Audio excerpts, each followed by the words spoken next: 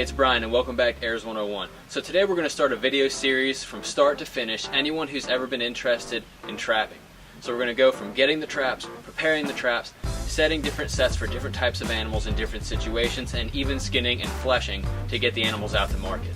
Today we're going to be doing a tutorial on how to set a Coilspring trap. This is a Duke trap, number 2, usually used for coyotes and foxes, and we're just going to go over some basic nomenclature. So at first we have the pan. This is what the animal steps on to release the dog, which is right here, and it traps the animal with the jaws. So we have the jaws right here, the levers right here, the pan right here, and then the dog is right here.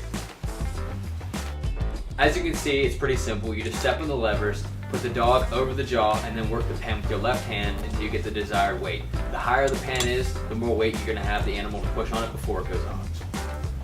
Again, levers, dog over jaw, pan adjustment with that left hand. It's that easy.